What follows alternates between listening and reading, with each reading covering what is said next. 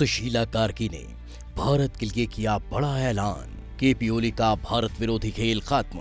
चीन समर्थक ओली अब पीछे हटे। जनता और नए सुशीला कार्की के आगे हुए बेबस। पीएम मोदी और नेपाल की नई पीएम की नई जोड़ी। मोदी की तारीफ। सुशीला कार्की ने भी जताया सम्मान। सुशीला कार्की ने कहा, बीता कल बीत गया, अब हम साथ हैं।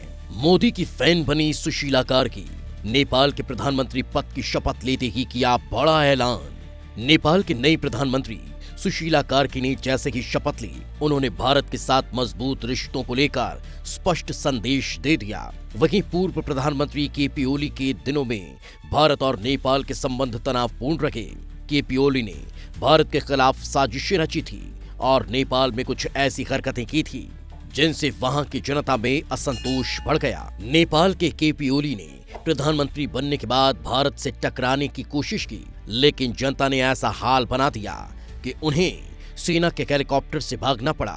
तख्ता पलट के बाद जब केपी ओली ने पहली बार सेना की सुरक्षा में रहते हुए बयान जारी किया, उन्होंने भारत और भगवान राम का नाम लेकर विवादित बयान दिया।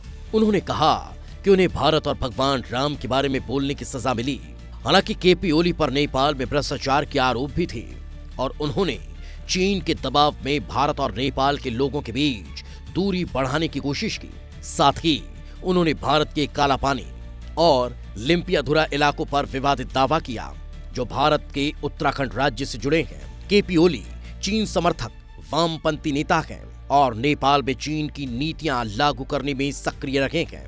उनके कारण कई जगह भारतीयों को भी निशाना बनाया गया। लेकिन अब स्थिति बदल गई है। नई प्रधानमंत्री सुशीला कार्की ने शपथ लेते ही भारत के साथ मजबूत और सकारात्मक रिश्तों की दिशा में कदम बढ़ाया। सुशीला कार्की ने कहा कि जो बीत गया वो बीत गया, अब नेपाल और भारत मिलकर आगे बढ़ेंगे। प्रधानमंत्री नरेंद्र मोदी ने ट्वीट कर उन्हें शुभकामनाएं दी और लिखा कि भारत नेपाल के भाई बहनों की शांति, प्रगति और समृद्धि के लिए पूरी तरह प्रतिबद्ध है। भारत के विदेश मंत्रालय ने भी बयान जारी कर कहा कि नेपाल के लोगों की भलाई और तरक्की के लिए भारत हमेशा साथ है। सुशीला कार्की पहले नेपाल के मुख्य न्यायाधीश रह चुके हैं और भारत में बनारस में पढ़ाई कर चुकी हैं।